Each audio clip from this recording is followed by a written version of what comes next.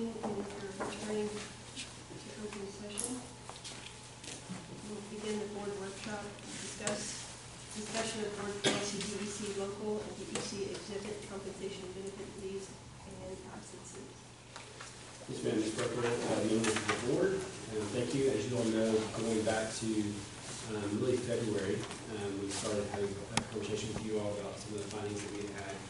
Mr. Scrooge was here related to the budget, and then Mr. Martin presented some things in April to the board related to some of his findings. And so we're going to walk you through some things this evening related to just a high-level overview of the 18-19 budget review, and then go through the 19-20 budget preview, and then we've got a couple items that we're going to talk about. Board policy DEC, which we've talked about previously with you all in terms of leaves and benefits, and then Mrs. Callie will talk about some things related to some child nutrition, things that directly impact our local budget, even though child nutrition is on a 240 account. And so the goal moving forward in the budget process is really, if you remember, we've started doing the TASB staffing analysis as well as TASB salary and compensation analysis. And the goal of that really is to make sure that we are streamlined and efficient with how we're staffing, but also how we are allowed to be competitive in our market. And so some of the deficit from this year was related to our facility improvements that we made an amendment into last summer. So moving forward, we're trying to carve out some money in the proposed budget for some facility improvements, as well as we've reduced our overhead costs in terms of personnel related to some positions that we've been able to absorb. So moving into tonight, going into the 19-20 budget, we'll be looking at a balanced budget, as well as trying to maintain competitive salary and stipends. Obviously, we've got House Bill 3 that's out there, and we'll really work on making sure that we were compliant with House Bill 3. We don't have any specific laws yet related to that compliance piece. That's a moving target. We'll kind of talk about that once we get into some of the talking points in the budget. And then also, maintaining our credit rating, and then also our first rating. So that's kind of our high-level approach to this tonight. And so Mr. Martin is here, and we'll start off talking with a kind of an overview of the 18-19 and then the preview for the 19-20. Mr. Martin. Well, thank you. I think what I would, don't have a whole lot to add to what Dr. Lvisd said about the current 18-19 budget. The budget presentation that we had a few weeks ago, I was estimating that we would have around a $1.2 million deficit at the end of this year. And I'm still thinking it's going to come in around that amount of money. And it's going to be somewhat dependent on our average daily attendance and all of our weights.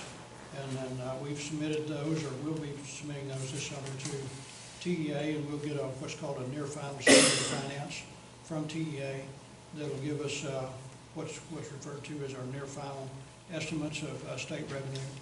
And then we can make again, take those numbers and make another estimate later in the summer, or really later in July, more than likely. However, TA is very busy right now with HB3 because we're going to HB3 here in just a minute, but it's a very complicated bill, a lot of moving parts, and it's going to take some time before we get a lot of the direction that we need from TEA on some of those issues. But again, right now I'm thinking that we're going to come in around a deficit of about $1.2 million. A lot of that was due to the facility issues that we had that we're trying to address this last year. So we'll just have to wait and see if it comes in a little bit better or not, depending on our ADA for the final year. I'm sorry, I don't mean to interrupt, but I do want to make it known that in that 1.2 million, I can't remember if it was $700,000 or $900,000 that we had approved. About 900,000. 900,000. So the 1.2 was about 900,000 of approved items for repairs, maintenance, because there was significant items that we needed to fix. Mr. Deck, the primary school, the cafeteria. We had the primary freezer and cooler, and we completely redone, renovated. We had HVAC issues, unit replacements, also, intermediate and primary playground surface was completely unsafe. The asbestos. The asbestos report, so the bats were on that. Yeah. Park So, lot.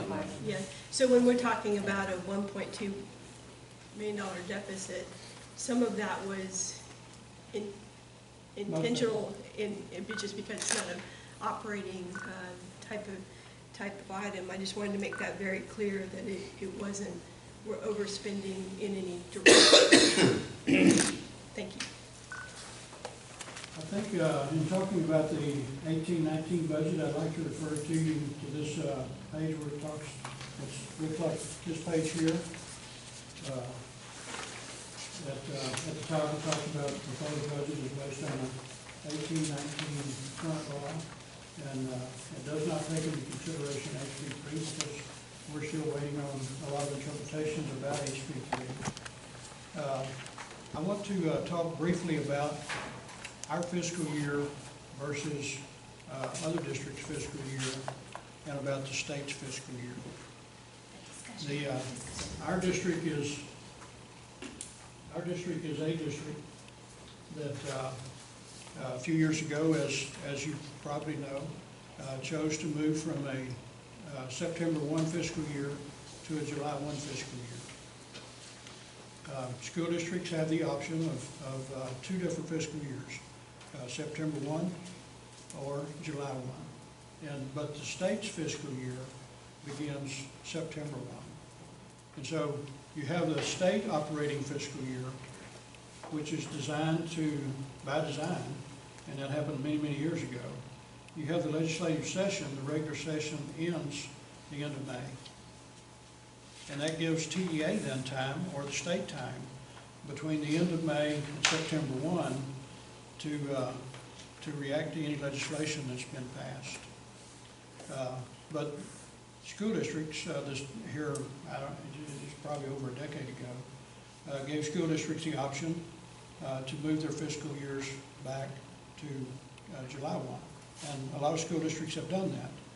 But those school districts have done that in a legislative year, that the school district's fiscal year is out of balance, if you will, with the state's fiscal year, or it's different than the state's fiscal year. And so for districts like us, in a legislative year like this, when you have a lot of changes, then we're going to just simply have to wait for the state to develop those guidelines and rules and interpretations and get those out to the district.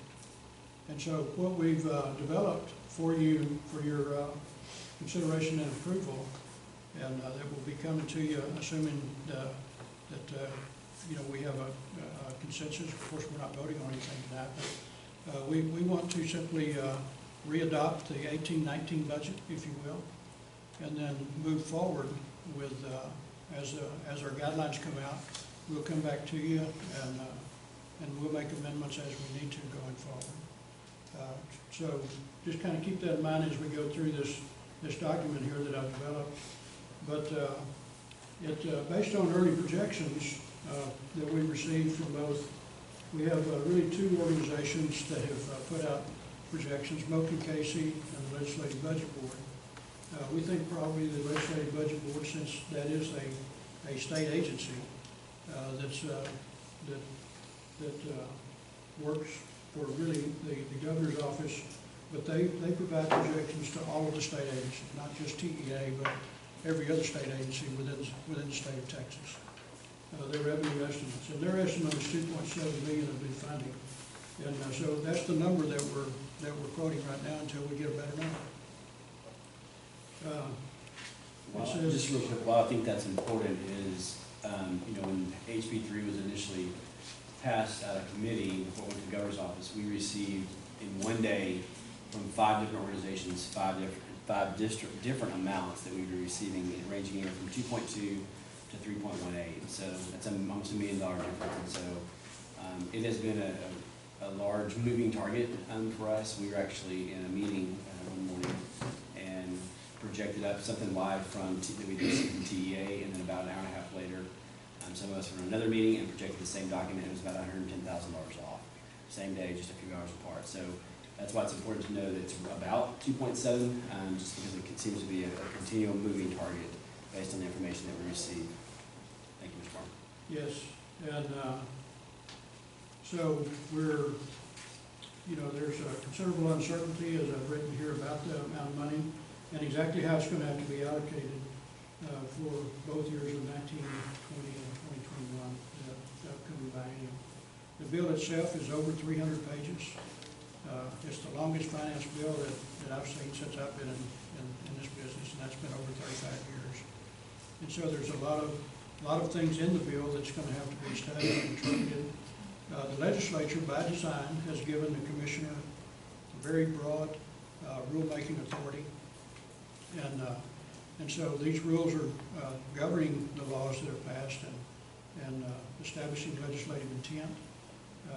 Are going to be coming out over the next weeks and months. And so we just have to anticipate that changes are going to have to be made as we react to those rules as they come out.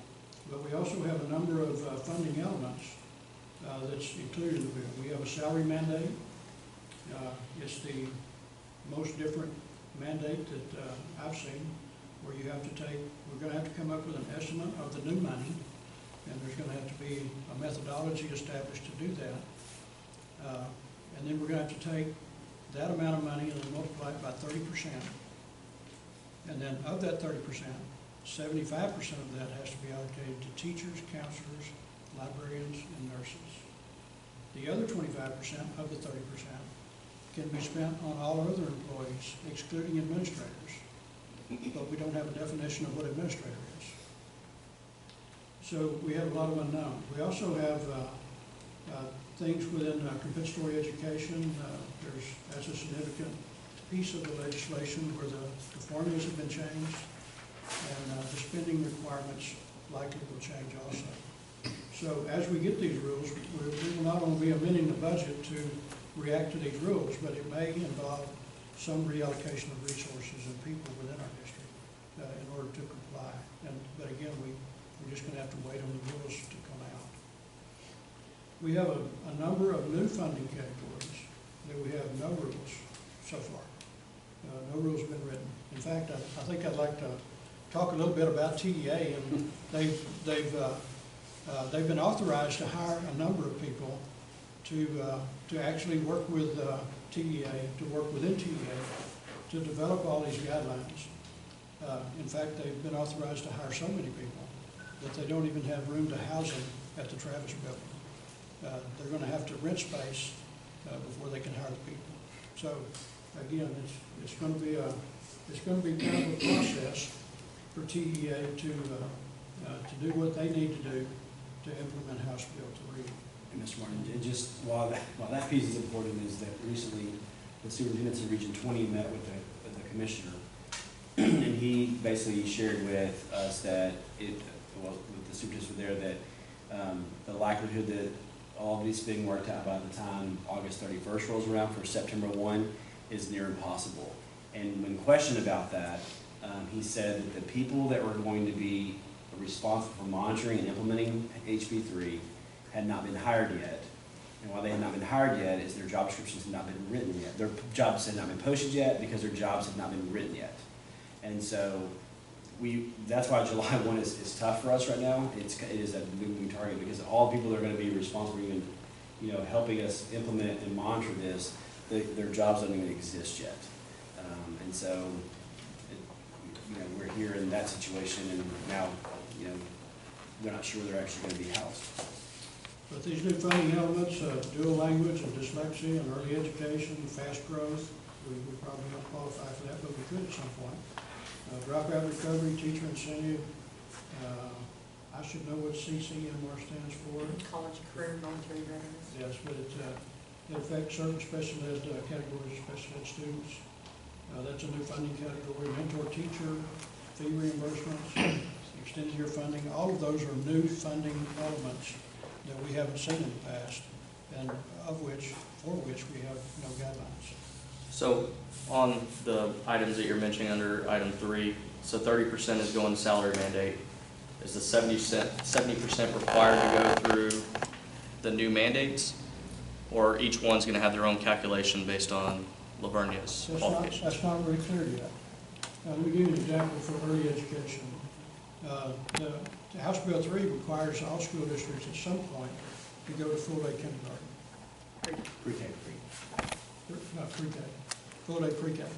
But there's no additional funding in the formulas for, to going there. So in the past, school districts have always been funded at half-day for pre-K, whether the student went half-day or full-day, the funding was half-day. But this early education, as we understand it now, in general, because we don't have any specific understanding, is supposed to satisfy the funding requirement or satisfy the funding needed to go to full day. But we don't know if that's going to be part of the 70% or if it's going to be on top of it, because the commissioner gets to write the rules. So we're just going to have to kind of wait and see. My guess is that there'll probably be, those districts that have a full-day pre-K program are going to be able to apply for a certain pot of money to do that if they can do it. Obviously, if a district doesn't have space to do that, then that's going to be a problem for that district. And there's provisions in House Bill 3 that allows districts to give waivers for up to 6 years. And so we'll just have to wait and see how that works out. But there's also issues of tax rate compression that's going to have to be worked out with the that's going to require, depending on how those rules are written, it's going to require districts to lower their tax rate depending on value growth within the state of Texas on averages. And again, the language in House Bill 3 is somewhat general. And so the TEA and the Comptroller's Office will have to develop those guidelines. We anticipate right now, our best guesstimate right now is that we currently have a tax rate of $1.04 M&O. We have 39.5 cents for the INS tax rate. We think right now that we're probably going to have to go back, the $1.04 will have to go back to 97 cents. That's the Moken Casey estimate right now. And that would be effective for this school year? That'd be effective for this coming school year, this coming tax year. And that kind of brings up another, what I'd like to kind of expand on that a little bit and say that we don't think we're going to get our certified values, and in all likelihood we typically get those on July 25th. But there's so many issues surrounding this tax rate compression issue and property values. Actually, the Travis County tax office actually put out a letter to all of its taxing entities that they don't anticipate getting certified property values until the end of August. And so they can't calculate their effective tax rates for all of the taxing entities until after they get a certified appraisal bill. Because that's just the way the system works. And so if they don't get certified tax rolls until the end of August, and you can't calculate, and the Comptroller's Office is going to have to publish the Truth in Taxation Guidelines. We're not going to get those calculations till probably early September. And so we're going to be probably into September, mid-September or so, before we can know exactly what the tax rate is going to be and then bring a recommendation to set that, which is really not a problem in the sense that tax statements typically don't go out until October anyway. And so there's still time to do all of that, but we're probably going to be later into the process this year than what is normal. Just because of the changes that we're seeing. Yes, ma'am. Are we at a disadvantage that we moved to the July 1st budget versus September? Yes and no. I think you're at a little bit of disadvantage because in a legislative year where you have so many changes like we've had this year, it forces you to adopt a budget not knowing what the rules are. Because you have a July 1 fiscal year and you have to adopt a budget by law before you can operate the next fiscal year, and that begins July 1st. So we've got to have a budget in place to operate.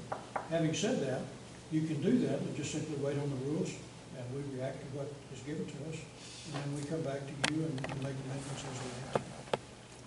So I think it's a little bit of a disadvantage, but it's not a, to me, it's not a real big issue. You just have to understand what it is. I guess I don't know historically, why did we move to July 1st and like that?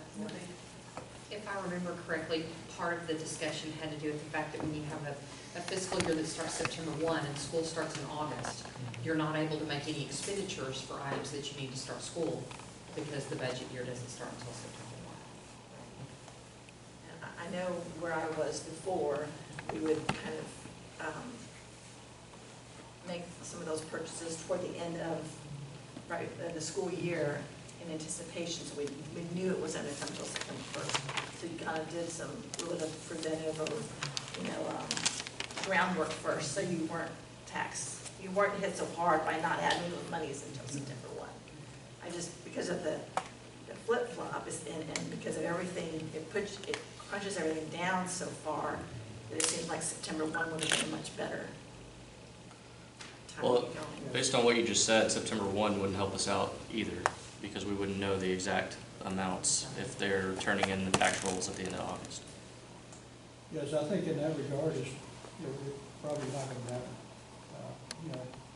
If you're not going to get a certified tax roll till the end of August, I don't know if it's going to matter a lot. And I don't know. This time. Looking forward, Right. to prepare better. And to make the it number of more people that TA is going to have to hire in order to monitor House Bill 3 and set up the guidelines and all of that. A lot of those people are going to be new at their jobs, and so, and those kind of highly qualified people are sometimes hard to come by, particularly when your salary schedules are a little bit on the low end. TA has a history of not paying as well as some other organizations, a lot of other organizations. So it's going to be interesting to see what kind of people that they get and how long it's going to take for the years to come out. So if we have to wait till September to adopt the additional monies, are we gonna have to retro items back Yeah. to July 1st? Yes, you're right. For example, the teacher contracts begin in August when they go to work. And so and we're paying twice a month. So depending on when those rules come out and we approve the salary schedule, then we can make that retroactive. There still be May time, okay. Yes, sir. Maybe That's not an issue in my mind. It's kind of an accounting chore, an administrative chore, but it's not uncommon at all. In the proposal that we're giving you, it shows no increase from 1819 because really we just need a budget so that we can get started July 1. And as we know, changes will bring in.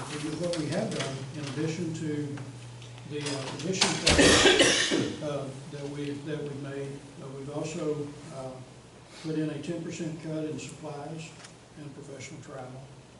And we've done that so that we could balance the budget with the current revenues that we're estimating under current law, not House Bill 3. So outside of the $900,000 that we spent on capital improvements that were needed, so that $300,000 is what you were trying to overcome with those 10% cuts to And actually, we've supplies. done a little more than that, but yes, what you're saying is correct, and I'll kind of point that out here in just a minute. So, we know that we got a lot of guidelines that are going to be coming to us, and we'll react to it as we do, but my last sentence here is, please consider this budget proposal as a first step in the overall budgeting process, and just know that we got significant changes that are coming, and we'll react to those as best we can. I think I'd like to kind of refer back briefly to Dr. Lvisd's comments about, the goals of this budget in my mind is we want a balanced budget, a true balanced budget. Where we not only start out with a balanced budget, but we end up with a balanced budget at the end of the year. And hopefully we can put a little money back into reserves. But we also want a competitive salary schedule, and we want our stipends, for our those positions like athletics and fine arts and all the other areas where we pay stipends for those extra duties. We want those to be competitive so that we can attract and maintain quality individuals in our district. We have to comply with House Bill 3. We want to maintain our credit rating with the credit rating agencies as as high as possible. And we have a good credit rating right now. It's an A. We're rated A rating. We have an A rating with Moody's. And we also want to have a good score on the FIRST rating. FIRST is the Financial Integrity Rating System of Texas. That's what FIRST stands for. And that's TEA's methodology for monitoring school districts and their financial health. And we want an acceptable score on the FIRST rating. And so that's our overall goals in terms of the budget. And we think this recommendation to re-adopt basically what we're doing. We adopted the 18-19 budget with some adjustments, and then we'll move forward as we have better information. What I'd like to refer to you now is this is the document here, the actual budget. School districts are required by law to adopt 3 different categories of spending: the general operating, the debt service, and the child nutrition services. TA requires people to officially adopt those budgets. And to get to your question specifically, how much of that, once we adjusted for the capital outlay items that we budgeted for this year, we took all those out, essentially. We cut the professional travel and supplies by 10%, and we also subtracted the positions that we eliminated through attrition. And once we did that, we had $254,800. If you look at facilities, acquisitions, and construction, function 81, that's the number that our balance take. And so you've got about $250,000 budgeted there. So if something were to go wrong, you've got an HVAC unit that goes out. Something happens that you have to have some money, then we got a little bit budgeted there. So going forward, we think we're going to have about roughly $2.7 million that we're going to get from HB3 that's not budgeted here. And that once we get the guidelines, we'll see how we have to distribute that. If you take 2.7 million times 30%, it's going to be roughly about $650,000. So the salary mandate out of that 2.7 million, 840,000. So you're going to have to spend 30% of that number, if that's the number. You're going to have to spend that on teachers, counselors, librarians, and nurses, and all other employees, excluding administrators. And I think once that methodology is established to determine that amount of money, then we can go back to, we've been working, as Dr. Lvisd mentioned, we've been working with TASB to develop a salary proposal for us that, and they are prepared whenever we get the final rules, they are prepared to develop a recommendation to us that will satisfy HB3. Yeah, but again, that's going to be probably several weeks before we get that. We may be into the school year before we get it, and if that happens, then if we need to make retroactive payments, we will. And that is strictly from a salary standpoint? Yes, sir. Okay. And then we'll have about two-thirds. We'll have about 2/3 of that money that we can use for other purposes. So on the budget you're proposing, for the general fund, I've heard in the past that what we have budgeted for isn't where those funds were actually being spent out of. It just wasn't matched up correctly with the title or the position to what fund and what line item they were coming out of. Do you feel like this is more in line with where those people fall? Yes, sir. I've looked at our current spending and I've tried to make some adjustments,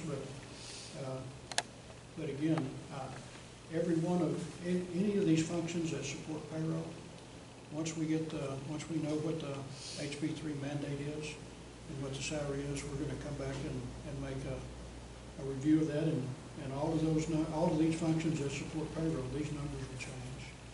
And so, but the answer to your question is we want to line up as closely as possible, so that we don't have a lot of large amendments to make at the end of the year.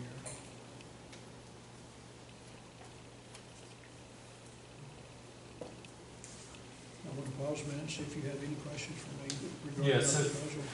can you, so you explained the facilities acquisition and construction, the 254.8. Yes, sir. So you explained that, can you? Yes, sir, that number is really just, after we cut the positions that we eliminated, which was about 500,000. About 24,000. 524,000. And after we cut all the supplies allocations by 10%, and after we cut all of the professional travel allocations by 10%, we had $254,800 left over. Okay. And that's where I put it, just for budget purposes, because we know that we've got aging buildings. We know that we're gonna have some kind of issue come up, either an HVAC unit go down, and some of these units are 10-ton units. Okay, so that makes sense. So it's to repair any failures that come up during the school year. Yes, sir. You could call it contingency for equipment And, failure. And I think, hopefully it's okay to say kind of some of our other issues, but for example, we have a very aging bus fleet. And there may, if a bus goes down and we've got to replace a bus, then this is the allocation we would look to do that. To kind of add on to your point, the maintenance and operation fund is where the normal activities of the district would still be handled out of. Yes, sir. So your normal repairs that you're budgeting for on an annual basis, but the 254 is the more of the contingency. So if you go back to the, I guess, 18-19 budget, it was, is it the same as this 27.5? The bottom line is the same. The total is the same. Yes, So if we're gonna have a deficit this year of 1.2, so finishing this year, right, so we had a 18-19 budget that was the same as this. And at the beginning, you reported that, we potentially have a 1.2 million projected deficit. Now, some of that was already approved, right, that we did. It's about 900,000 that looked like items that came to the board after we approved the budget. Okay. And so that's 900,000 That was known, so we knew going into it that we're approving and gonna do that. So if we look at this, I guess my concern is we've identified some savings, but we put it back in the budget. So why wouldn't we just keep that out and drop the overall bottom number? You could. I'm not saying you couldn't do that. We certainly could do that. But again, I think there's, in my mind, you're going to have issues come up during the year that we can anticipate today. And so that gives you an allocation to go to address those issues when they do arise. At the same time, we've got HB3 that's come along. It's going to require us to add about 2.7 million to our revenue base, and a lot of that money is going to be mandated in spending. So this year was just to carry forward the 18-19 budget to 19-20 as a way to get started for the year. We're going to have significant amendments and adjustments to the budget that's going to occur over the next weeks and months. So, Joey, none of these items have to be spent. It's budgeted for. So Okay. at the end of the day, that 254, if none of it's spent, nothing comes up, Then it's gonna be a savings. it is a savings. So, well, I guess my concern is that we're proposing a budget of 1920, that's same as last year, or same as the one that we're in now, and we had a deficit. So why would we carry that forward? So effectively, last year when we approved the budget, we believed it to be a balanced budget at the time. 300,000 of that this year is going to be related to what we were not balanced with. So we overspent by 300 just based on what it took to operate. Okay. We did know last year during the budget process or shortly after that there were a list of items that needed to be taken care of, mold at a cafeteria, that had to be taken care of. The board approved believing that we had a balanced budget and fund balance available, which we didn't have fund balance available because we didn't know until the audit that the previous budget was overspent by Okay. 1.7. So we believed that we had $900,000 to take care of things that we as a district cannot fit into a regular maintenance and operation piece. Okay. So with the cuts of 500,000 through attrition on salary, that's offset the 300,000 in overages, Let you two know. left you 200, plus the additional 10% cut throughout supplies and travel Travel reimbursement. Okay. is what provided the additional budget. I agree, last year's budget wasn't balanced, why are we approving it? But when you take into consideration the $500,000 in attrition salaries, when you take into consideration that 900,000 that we spent wasn't truly in the budget, we always knew it was coming out of fund balance, it is closer to a balanced budget. Okay. And I believe it is a balanced budget. We haven't accounted for any attrition whatsoever of, like, people retiring at the top end of the salary schedule or replacing at the low end. We haven't tried to estimate any attrition, so we feel like independent of House Bill 3, if you stay with your current salary schedule, that there's enough money in payroll here to meet your payroll needs for this next year. And then when House Bill 3 rules come out, we'll have the money and we'll adjust the spending recommendation to live with our money. And then we have to realize, that 2.7 is a top line number, but then we would have to reduce from that the property tax cut. Yes. Correct? No. Or is that after? Yeah, So that's after, that's The net? Taking into consideration. Yeah, latest numbers are roughly, with the tax compression, is roughly around 850,000. Okay. And so we would lose in local revenue, and that's made up for by that 2.7. So that currently right now, what Mr. Martin said, 2.7, that's true 2.7.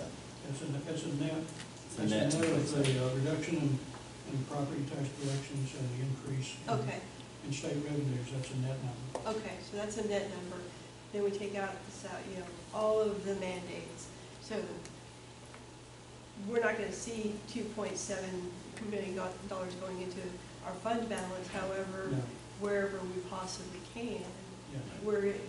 we have to go through the laundry list first and say, okay, we have to spend money here because the state is saying this is what we have to do with this extra. And then we take the difference and put that into. And ideally, we don't want to spend all of it in the first year.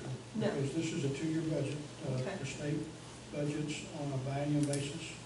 And so this money that we're getting So is two-year money. We get the same amount we get in the first year, we're going to get in the second year, everything else being equal. Gotcha. So we're getting $5.4 million now. Yeah, but it's split over 2 years. So Right. the 2.7 you get in the first year is the same 2.7 you get in the second year. So if you spend all the 2.7 in the first year, you don't have anything extra to spend in the second year. Does that make sense? Gotcha. And there's also not real clear laws on the use of year 2 money related to those mandates and those salary increases. So if, let's just say the first year there's the minimum and the 75% requirement of the 30% towards teachers, nurses, librarians, and counselors. That's the minimum. If you spend 80%, there's a strong possibility that you lock yourself into 80% for year 1 and year 2. So that's not real clear yet in law that even though it's a minimum of 75%, if you use 75%, the next year you can still go up to 80%, but if you go up high the first year, you may have locked yourself into high year 2. So those are the kinds of things that we just don't know. So on the salary mandates as well, isn't there the raising of the minimum salary for teachers? Right. Have we looked at that? Do we know what that's gonna look It like? just came through like right at 550, something like that. Is it possible that it's gonna cost us more than the 30% that we're required to use for salaries? I think we're far enough above Yeah. the minimum salary schedule, I think we're going to be okay. But TASB's going to be looking at that, and so are we. Yeah, and I would say, we've talked about this, before. One of the purposes, of doing the TASB compensation is, a few years ago, the district made a decision to go away from salary scales. And so it's very difficult for us to project and budget for salaries when people are not on salary scales. So we have a hiring scale and a pay scale. when TASB rolled that out to us, the percentage was incredibly low for districts. And so one of the, findings of that was how can we get people on salary scales? So as we go through this process at HB3, looking at those numbers, we'll be trying to slot staff members, all staff members back on salary scales. And we had started that process prior to knowing what we were going to get at HB3. But that's one of the things that now, because we've already worked with TASB, they're going to work with us on compensation. They'll work with us on those scales as well. So what are other districts in the area doing that are 7/1 start dates? Are they taking the same approach that we are? With? Yeah, so Northeast ISD, the largest one in the area that has a July 1, they've got a team of finance people and a team of attorneys, and they've run some magical numbers. They shared those formulas with area superintendents, and people aren't really comfortable with they're going to be their approach. They actually they went pretty high on their approach. So Bandera, Luling, Seguin, Northeast, us, Floresville. But at Seguin, we did Mr. Flores, Dr. Wood, and I did a conference call with Seguin, and they're taking the exact same approach as we are. They've always historically approved their compensation plan in August. Once they got their certified guys, they actually knew what their revenue. That's actually what we did in my prior district as well. So, really taking a very conservative approach right now, knowing, we know we're going to get additional revenue, but we don't know what that is. We know we're going to have to spend some of that additional revenue, but we don't know what those requirements are yet. And so that's why we made some tough decisions this spring, freezing positions and then doing some, collapsing positions through attrition to start building towards, the opportunity to have a balanced budget going into, 1920 without knowing what additional money we would get from HB3. So our approach that we're share with you tonight is the approach that I can tell you that at least 2 other districts in the area, Seguin being, the one that we've worked closely with, is the same approach they're taking.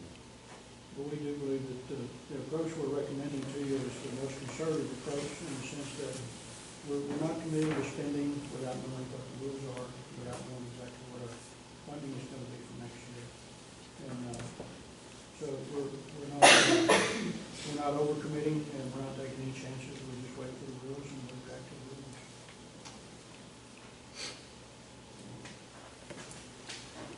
So I know that we've been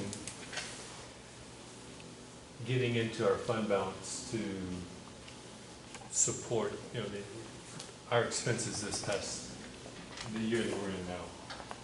And I think one of the reports showed that we were a little under where we should be as far as the general rule. Is there provisions in this proposed budget to increase and get that fund balance back where we need to be from the rating agency and from the rule of thumb? I think my comment to that is, Dr. Lvisd, but my comment to that is once we know what our funding is and we react to the rules, we react to those in such a way that we're not going to spend all of our money this next year. Again, this is the first year of the biennium. The allocations are on a biennial basis, so if we spend all of our money in the first year, we're not going to have any extra money to work with in the second year. And so the answer is yes. Our intent is to develop the budget and the spending in such a way that we're going to, unless something unforeseen happens, if you got a tornado that comes through and damages all your buildings, you're going to have some large deductibles to pay, on your insurance policy. But absent of, something unusual or extraordinary happening, our intent is to develop the budget in such a way that you're going to have strong leftover. Yeah, so you're taking into account this House Bill 3? It's not on that. It's not on here It's yet. not reflected on that. Yeah, it's not reflected on this. So you've got to make an assumption when you establish your budget. You're either considering House Bill 3 and all of its impacts, and so you build a budget based on those assumptions, which is probably not a good idea because we don't know all the rules. Or we can build a budget based on what we know now and how the rules and regs are, without consideration of House Bill 3, and then we make adjustments as House Bill 3 comes up and we know the rules and regs. Yes, sir, yes. really what we're. And so that's our approach, and I think that is, in my opinion, a good approach, because we don't know what's gonna happen, but we can make adjustments, but we know where we're at now. So within this proposed budget, I guess was my question, without consideration of House Bill 3, get more money, is there means to increase the fund balance based on this budget, without considering House Bill 3? I think if absolutely nothing were to go wrong, we could increase it by $254,800. Okay. If you spend all of your other allocations except for that money, that $2.25 million that we've got, if you will, a contingency in functioning fund, you potentially could put some money in the but the likelihood of that happening is pretty low. But you've got issues that you're gonna, that we don't know about today, but they're gonna happen. You got a $27 million budget. You got a 3,500 student district. You got 4 large plants and campuses. You got a transportation system. You got an aging bus fleet. Your bike fleet, your other vehicles in the district are aging. You're going to need to spend a little money where you need to as those issues come up. Right. It's just going to happen. So I guess, should we include more to fund our fund balance, to get that back where it used to be? Should we build that into the budget where it says, hey, this is for fund balance reestablishment, and it is off limits, and this is what we've set aside, and it's a small amount, that you're building your savings back up, just small amounts at a time, to get where we need to be. I would say in a best case scenario, we're going to be able to do that once we know what the House Bill 3 funding is going to be and how we're going to have to satisfy the mandates. I think there will be money left over, but I'd say it was off limits to the extent that nothing unusual happens. The only other way to possibly increase it to what Joey is referring to would be to cut 20% of supplies and travel. Where else could savings come from? There's really not a place. You can't. If you look at the vast majority of our budget is tied up in payroll. And I didn't generate an actual percentage, but I would guess it's something north of 80% is going to be tied up in payroll. So 80% of your budget is spent once your staff is set for that year. After you get into the non-payroll budgets, when you get into things like fuels for your buses, utilities for your buildings, tax assessment and collection fees, all of those are items that you can't do anything about. They are what they are. You can CPS lower the electricity cost out here. But if I'm hearing correctly, so if we stay with this balanced budget, and then once we get true numbers and everything, House Bill 3, then we can be very conservative in that and tighten the belts more. Right. And be able to hold some back for fund balance or put back into it. At a minimum, based on the 2.7, 810 would be spent of that 2.7 because that 30% has to go to the salaries. Then you have 70% that would have to, on that other sheet, fund these other items that were mandated by the state. Right. So you still do have room to be able to put back, but to your point, we don't know the dollar. So we're making an assumption, and we don't have a line out of this. Well, we know we're getting some because in any rates they've taken, they're compressing the tax rate. Yeah. And we're losing $850,000 in local revenue. So if HB 3 got signed today by November, so we know we're getting that money. We just don't know to what specific extent. And so, I guess looking in terms of cutting supply budgets and cutting payroll, professional travel, through attrition, cutting over $500,000 in salary, moving forward, knowing that we're not proposing any budget amendments for termites, asbestos, mold, all the things that we had to take care of right away last summer. I understand what you're saying is to try to not work off assumptions, but I think if you're losing $850,000 in local revenue, you have to work off assumptions at some point because the revenue is going to be replaced with HB 3. So that piece there, and so that's why we make the decision to go ahead and propose, because if we didn't do the 10% cut in supplies and professional travel, then we would still be roughly about a $300,000 deficit. And so what we did is we ran that 10% cut in the professional travel and supplies and ran the surplus to 254, and we can go ahead and put that 254, we could set that aside in fund balance, knowing that most likely, last year we did a $671,000 budget amendment right away to take care of, we have a gym floor that, there's a portion of the floor that's eaten out for the termites, because they had not been taken care of. And so we had to stop the termites from eating. The gym floor eventually needs to be replaced. So those kinds of things, I guess the assumption is to, we can put $254,000 in fund balance, but we know, like Mr. Martin was saying, we're going to have to address that, in some way. And so, I think it's kind of rather than either or, it's kind of a combination of both, knowing that, we've taken care of what we can take care of, balancing the budget and having some money set aside in terms of facility needs, which we know we're going to have. And then when HB3 money comes in, knowing that they're at least taking $850,000 of local revenue, they're going to replace that amount for sure. And the lowest end number I've seen is 2.2, and that's the Mogan Casey number, as high as 3.1. But the true number that I've seen is just almost over and over and over is right around 3.7. I'm sorry, 2.7, 2.75.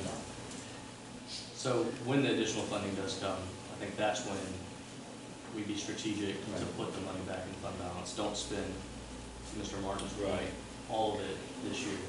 Plus, we need to replenish the fund balance.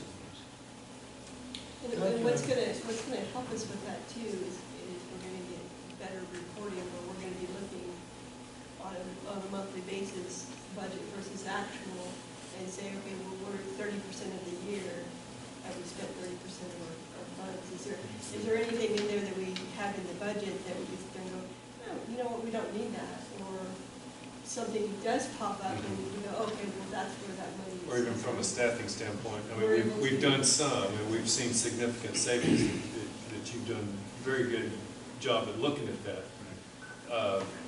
We can continue, there could be more opportunities like that. Yeah, right now we're really, in terms of campus-based staff, it's really, if there's any, if Tyson would say there's any additional savings that would be generated at the junior high school.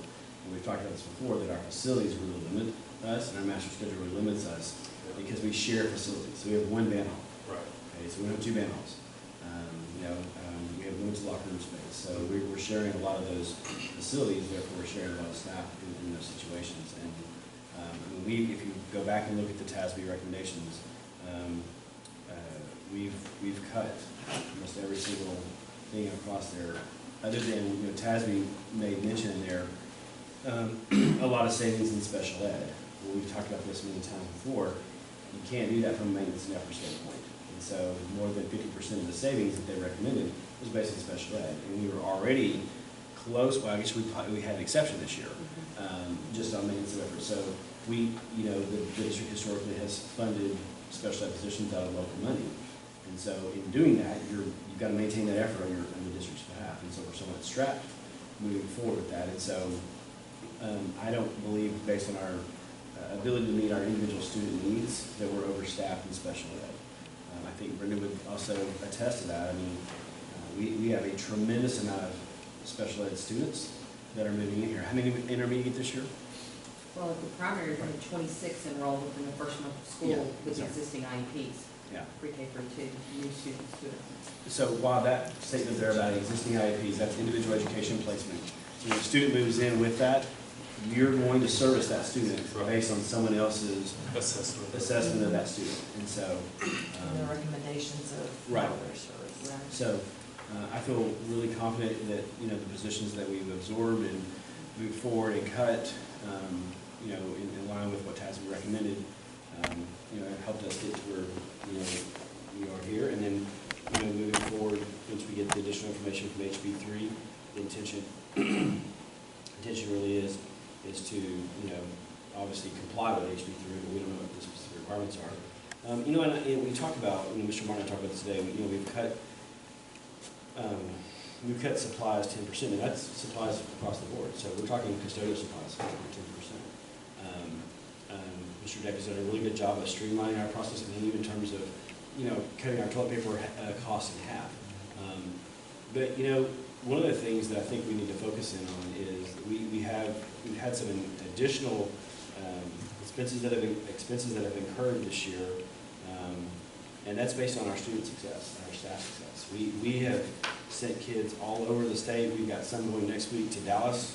We've got the largest group ever speech and debate going to the Nationals, and so those are the things that we've got to be able to set money aside in contingency. Yeah, we want to do that. We want to do that, and so I mean, it's we had 15 rooms blocked for Austin for state baseball. That's awesome. I worked with the athletic department, and they chose not to take those rooms, and they went up the day of and came back the night of. And so, but we've got, we're in a substantially large region. And so, when we go to golf and tennis or regionals, we send kids to Corpus Christi. And that's, we don't want them getting up at 3 o'clock, 4 o'clock in the morning, and to do that, we send them out before. And so those are great things for us to celebrate and be able to set money aside for. And so those part of those contingencies. So if we take, okay, let's make the assumption that we do get the 2.7 million. Where does that, what are we doing with that? So I heard 30% for salary. So 810,000 would have to go to salary. 810 for salary, and then the others are to fund this. The unknown requirements of those items. The unknown requirements. Right, we have no idea. So I guess what my question is based on the 2.7, some of that's going to be spent.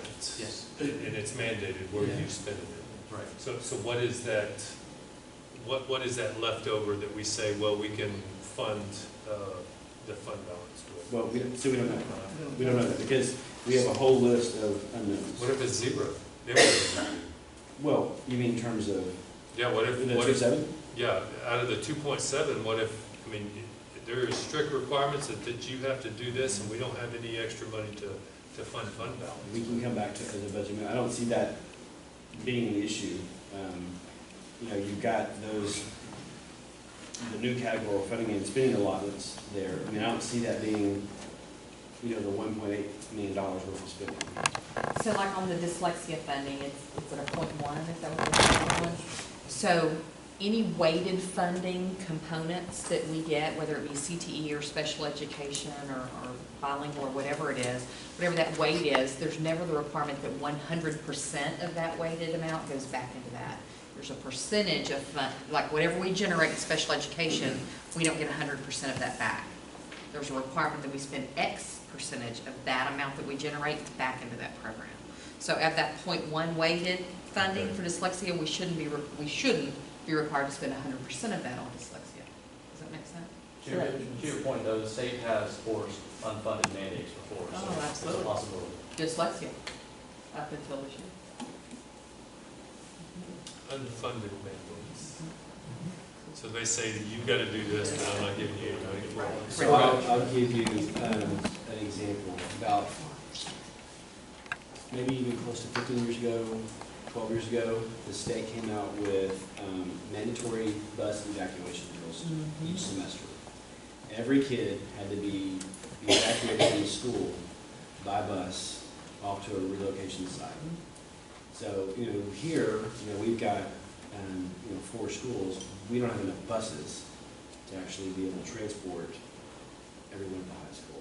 My prior district, my high school was 2,600 kids. You can imagine what happens when you're going to evacuate 2,600 kids in front of a school. So all of those buses, all the fuel, all the personnel, every bit of that, it's an unfunded mandate. So we ran numbers and proposed that back through the legislative session. And for us, it was about $78,000 a semester.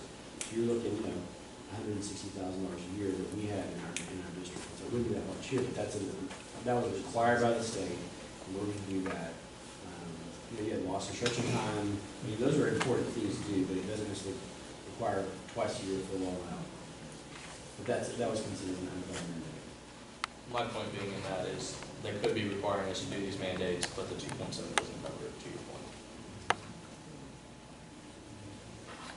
So it could be that these A through J are going to be cost more than 2.7? Yeah, Is that what you're saying? I don't think that's. No, These, Or the 1.8, yeah. yeah, I would say that that's not how I read the bill, and I'm not seeing anything on that. I've seen that these spending allotments are built in, that's part of HB3. So I've not seen anything that, Okay. you know, the 1.8 million left set aside, I think any of the spending would come out of that 1.8.